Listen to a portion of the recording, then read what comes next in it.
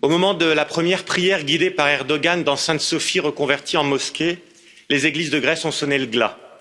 La Turquie n'en est pas à son coup d'essai. Forages illégaux dans les eaux territoriales de Chypre, chantage et extorsion de fonds avec les migrants, utilisés comme monnaie d'échange et moyen de pression sur l'Union européenne, complaisance objective avec le djihadisme en Syrie et en Libye, massacre des Kurdes, nos alliés dans la lutte contre Daech.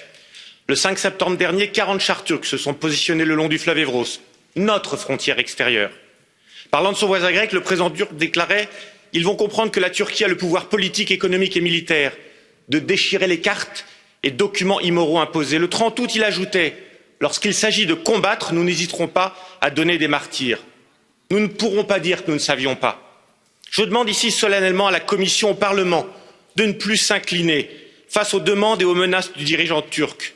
Cette posture de soumission conduit à continuer de négocier un processus d'adhésion avec un régime qui ne partage aucune des valeurs communes dont vous vous gargarisez à longueur de temps. Une soumission qui conduit à payer le régime d'Erdogan pour qu'il garde chez lui les migrants qu'il amasse lui-même à nos portes. Une soumission qui conduit à laisser la Grèce se défendre quasiment seule, avant qu'il ne soit trop tard, avant que cette Turquie ne commette l'irréparable. Retrouvez un peu de dignité et de courage, assez avec les mots, des actes.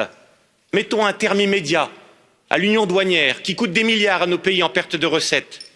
Enfin et surtout, stoppons, sans détour, ni faux fuyant, ce processus d'adhésion qui n'envoie qu'un signal de capitulation face au délire de ce régime au parfum totalitaire. Européens, réveillez-vous.